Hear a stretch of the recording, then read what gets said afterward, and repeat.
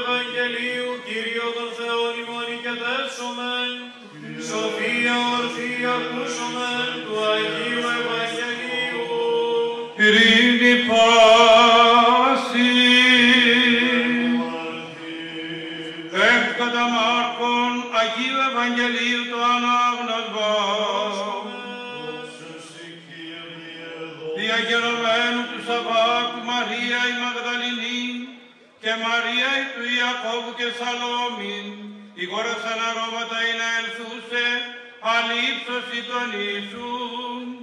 Και λία πρωί της μιας Σαββάτων έρχονται επί των μνημείων ανατήλαντος του ηλίου και έλεγον προς εαυτάς της αποκυλής ημίν το λίθον εκ της θύρας του μνημείου και αναβλέψασε θεωρούσιν ότι αποκεκύλιστε ο λίθος ειν γαρμέγας φόδρα και εισελθούσε εις το μνημείον είδον εανίσκον καθήμενον εν της δοξής περιμευλημένον στολήν λευκήν και εξεθαμβήθησαν.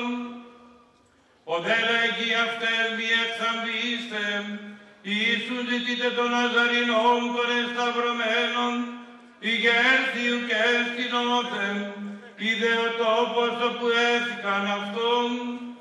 Αλλυπάγετε είπατε τις μαθητές αυτού και το Πέτρο, ότι προάγει μας στη Γαλιλαία, εκεί αυτόν όψεστε, καθώς είπεν ημίν. Και εξέλθουσε έφυγον από του μνημείου, είχε δε αυτάς τρόμος και έκστασης, και ουδεν ουδεν είπον εφοβούντο.